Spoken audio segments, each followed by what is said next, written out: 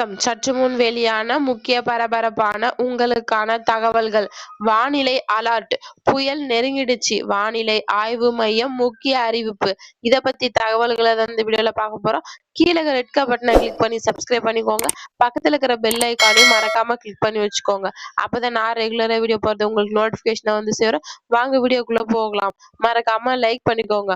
மோந்தா புயலானது இன்று மாலை தீவிர புயலாக வலுப்பெறும் என்று எதிர்பார்க்கப்பட்ட நிலையில் முன்னதாகவே இந்த மோந்தா தீவிர புயலாக வலுப்பெற்றிருக்கிறது. ஆந்திர பிரதேசம், ஒடிசாவை ஒட்டி இருக்கக்கூடிய மாநிலங்களில் மழை பெய்ய பொழுது அதிக காற்றுடன் கூடிய மழை பொழிவு ஏற்படும் என இந்திய வானிலை ஆய்வு மையம் தெரிவித்துள்ளது.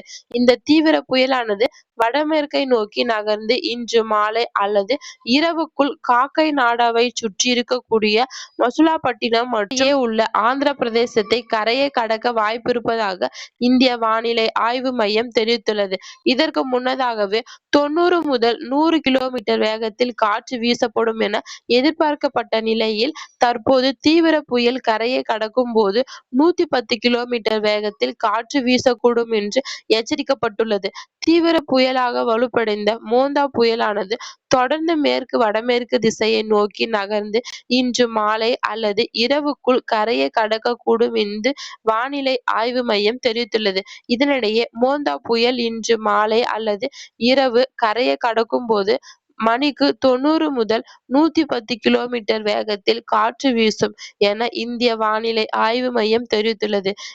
ஆந்திரா கடற்கரை புயலை நோக்கி வருகிறது என கூறப்பட்டிருந்தது. இந்த புயலானது 10 கிலோமீட்டர் வேகத்தில் நகர்ந்து வருகிறது என்று குறிப்பிட்டு உள்ளது.